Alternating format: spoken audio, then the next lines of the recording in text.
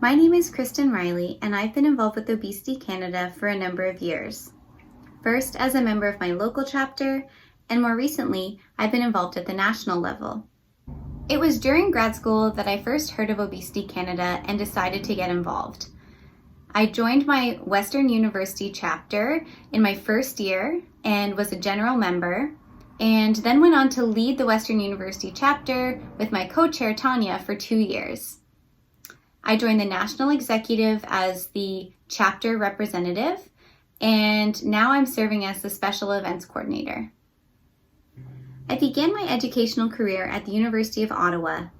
I was pursuing my bachelor's in health sciences, and like many others, I had the high hopes of going to medical school. When I didn't get in, I knew I still wanted a career in health, and so I switched my focus to population medicine. Right now, I'm working as the Knowledge Management and Translation Specialist at the Ontario Neurotrauma Foundation. My journey through grad school and involvement with Obesity Canada have prepared me for my current role in many different ways. First and foremost, I'd say research and critical thinking skills are huge assets. As someone who works in knowledge translation, a big part of my role is taking scientific literature and presenting it in a way that's accessible to multiple different audiences. Secondly, I'd say relationship building is critical. It's important to not only know who your stakeholders are, but how to get them to the table. Right now, I'm working with many different advisory committees, interdisciplinary research and medical teams, and perhaps most importantly, our patient advocates who bring the lived experience to the work that we do. Finally, I'd say communication in all dimensions. Of course, it's important to get publications, and that's certainly a big focus in grad school. But I think communicating research and evidence in different ways is also important, whether that be through webinars, in-person presentations, informal written work like blogs. All of these types of communications are super important and have been a big part of the work that I'm doing in knowledge translation. My first piece of advice for graduate students today is to be open to the possibility of new experiences and opportunities. You never know where it will lead. That could be an important connection in your future or a potential career opportunity. But at the same time, know that you don't have to say yes to everything.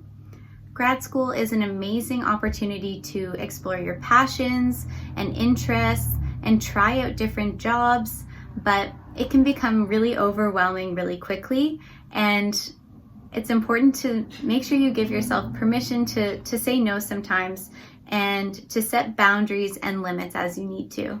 Second, I'd say remember that publications aren't everything. They're certainly a goal that we all work towards, but try not to let that number define you.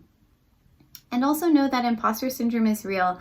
We've all felt it before, and it doesn't necessarily go away the higher on the ladder you get.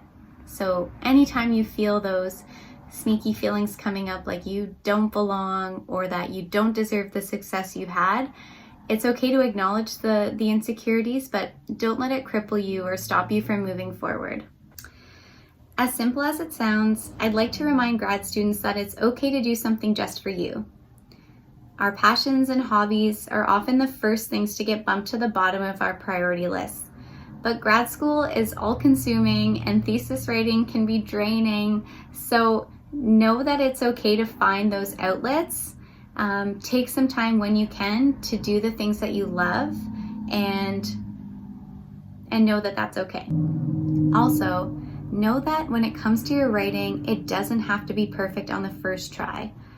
I wasted hours looking through a thesaurus for the exact right words and then felt defeated when after 3 hours I only had 2 sentences written. Embrace the no shame draft and get the words down on the page. You can't edit words that aren't on the paper, so focus on getting them down and then go back and fix it later. Definitely take advantage of the resources you have available to you through the university. There are stats workshops, teaching certificates, writing clinics, access to librarian. These types of things can not only enhance your thesis project and education, but they can help build your CV and make you more employable in your future. So definitely take advantage of them while you're at school. They don't come around as often once you're out, and they certainly aren't free. So make sure you use them while you have them.